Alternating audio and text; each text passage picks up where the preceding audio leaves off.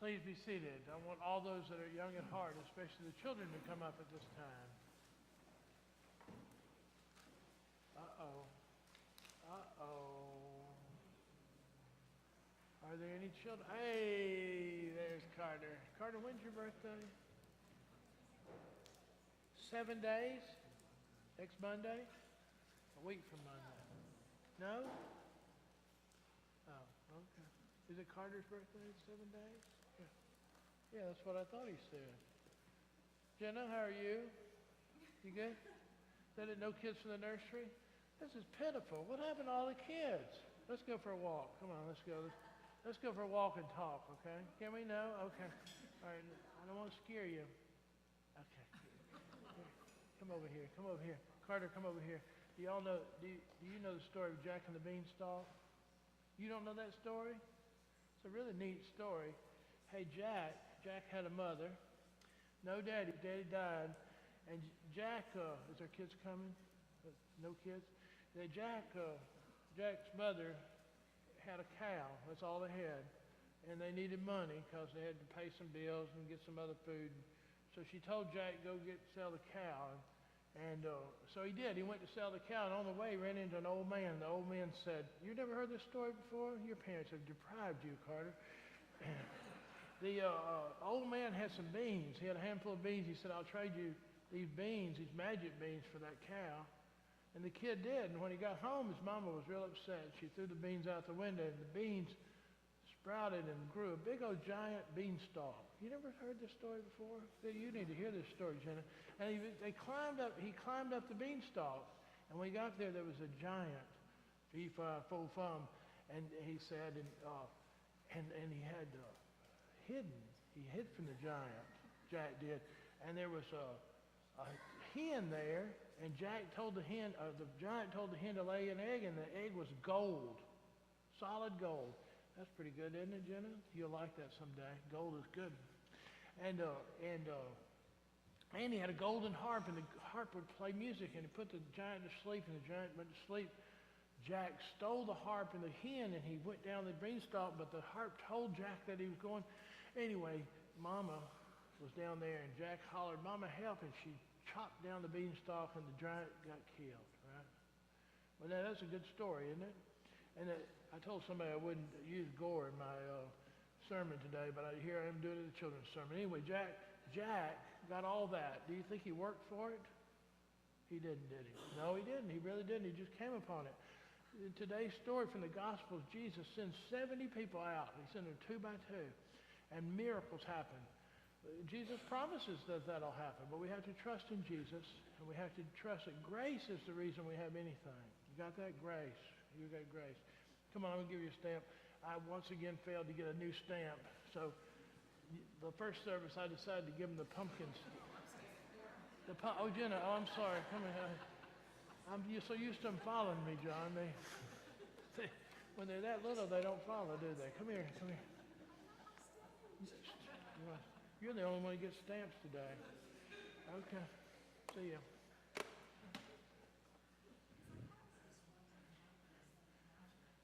Father, make us the masters of ourselves that we might become the servants of others. Take our minds and think with them. Take our lips and speak through them. And take our hearts and set them on fire through Christ our Lord. Amen. My mother's oldest brother, who was the oldest of 5 children, was named Ellis, and Ellis was he was a star. He played football. He did all these wonderful things, but they grew up poor, and very poor. And they lived in a poor community, Haleyville, right down the road in Winston County. And my grandfather didn't make a lot of money, and these boys were expected to work and provide for themselves, and he had nowhere to go. He didn't want to work on the farm. He didn't want to work in manufacturing, so he went and joined the Navy. And this was around the time that World War II was beginning. And he went off, and he liked it. You know, he had no other opportunities, and he got in on the ground floor of a new invention, radar, and he was good at it. He knew what he was doing. He learned. He became a radar technician. He eventually decided he would make a career out of the Navy. He became a chief naval petty officer when he retired. And he was in California when he retired, in Alameda, California. And he used his knowledge of radar to get a good job in the radar industry, which was brand new. And he made a lot of money in that, and he took his money and invested in real estate. And that was at a time when Alameda was not such a big, great place to live. But now it's a thriving community outside of San Francisco. And I tell you all this because I went to visit him one time, and he was telling me about all this stuff, and he was really proud of it. But when he talked about poor people, he decided that poor people were poor because they wanted to be, and he told me that. And I thought, well, how did he forget that all these things had happened to him? Malcolm Gladwell has written several books. Some of you may have read some of his books, Blink. He wrote one called Outliers. Outliers are people that are out on the edge, or the cutting edge. And my uncle was one of those outliers because he had gotten involved in radar when it was very new. Malcolm Gladwell's book was all about success.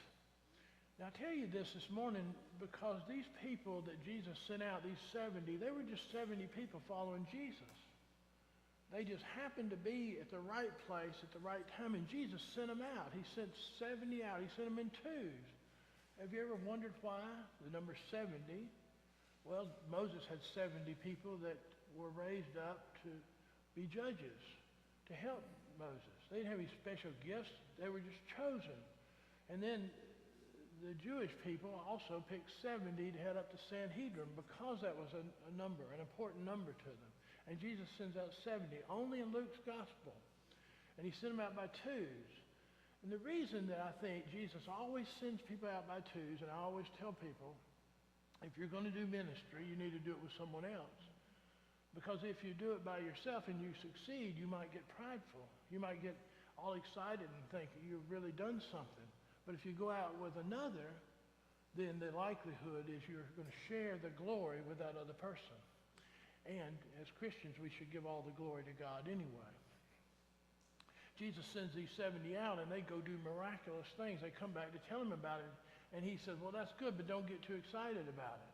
Because there's more important things to get excited about than all of these things. There's another story that we read this morning about Elisha, the prophet, and how there was a man who was a commander of the army in Aram, and he had leprosy. He was a powerful man. He had achieved greatness through his hard work, I suppose, and yet he had leprosy. And he has a servant that was a slave that was from Israel, and she says to her mistress, if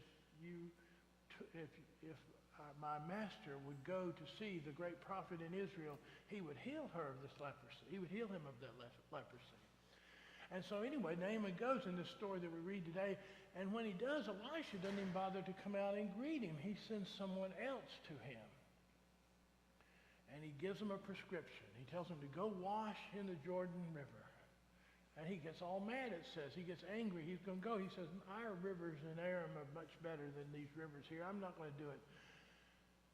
Now, thank goodness for Naaman. His servant said, Master, he says, he gave you something simple. Would you have done it if it was hard? And he decides to go ahead and do it. This story is about grace. Both of these stories are about grace.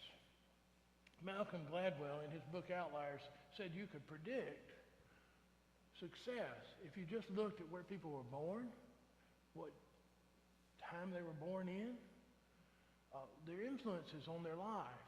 All of these things help people become successful. He cited several people that it wasn't happenstance. They actually were given opportunities because of the time frame in which they lived, the people they were surrounded by, and the opportunities that they were given. When I was in seminary, I was among a bunch of brilliant people. In fact, I was the dummy of the class. I always felt like I was the dummy, and I really was. I mean, there were doctors and lawyers and people with PhDs all going to seminary. And my friends and I, like Malcolm Gladwell, we believed we could predict who was going to be successful or not. If they talked a lot about their previous career, and how important that was, and especially the lawyers, they like to do that, and the doctors, they like to do that.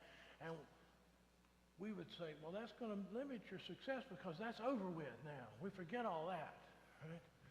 And then if they talked about the great sacrifices they had made to come to seminary, we said, well, they won't succeed with that either because they're full of themselves.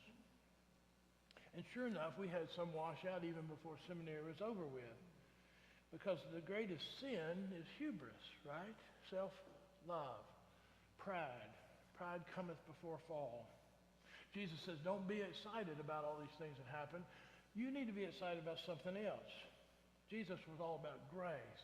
He wanted us to know that everything we have is a gift. Everything. All your successes, and I know some of you are very successful people and very educated people. And I'm the dummy among you also. But let me tell you, none of that is as valuable as the surpassing worth of a relationship with Jesus Christ. Paul said that. I believe he's right. I think last week, a week before, I talked about when I was in the 8th grade. Well, I paid attention to some things in the 8th grade, and one of the things that happened every year to the 8th grade class, some members of the high school would come over, members of the Warblers singing group, which I eventually became a part of, and they would be athletes. And these two that came over to our class were football players. And I loved football, and I loved to sing. And I wanted to be both of those things. I saw something in them that I wanted to be. Now, I was a nerd. I was real skinny, and I had red hair, and I was awkward in social situations. I know that's hard for you to imagine now, but I had to teach myself how to get that way than I am today. But I wanted to be in the Warblers band, and I could sing. I'd been singing in the church choir since I was a little kid, and I knew I could sing, and I tried out for it. And I could sing first tenor. I could hit those high notes that nobody else could hit. And they needed first tenors. So I was in luck. But I was real young when I tried out for the Warblers, and they had a pecking order. They could vote you off the island just by virtue of one person putting a black ball in the basket. I didn't know that, but there was one football player named Bobby Wheat. I learned to love Bobby Wheat. I'd look at him on the field, and he was my hero because one of the people in the Warblers wanted to blackball me. He talked bad about me, my family. He didn't even know me, and he was going to blackball me. And Bobby, who was a senior leader in the group, looked over at him, and he said, "We took you, didn't we?" And I got in. My Uncle Ellis was an outlier. He had hit pay dirt by joining the Navy and getting into the radar business and moving to Alameda, California. None of that would have happened without the grace of God. And he looked down his nose at poor people because he had risen above it through his sheer will, he believed, forgetting that grace was the reason he had anything at all. He had a son named Roger. I loved Roger. And Roger died poor. And it changed the way that Ellis saw things. Ellis began to look for grace. He had missed it for a while. Grace is among us now. Grace comes to us through everybody that you encounter. Grace comes to you by that stranger next to you. Grace comes to you by your neighbor.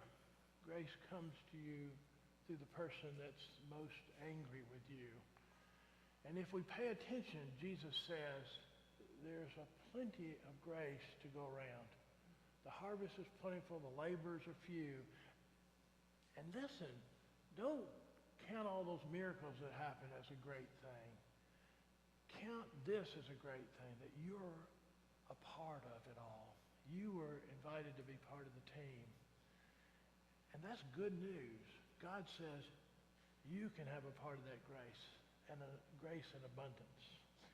Those with ears to hear, let them hear.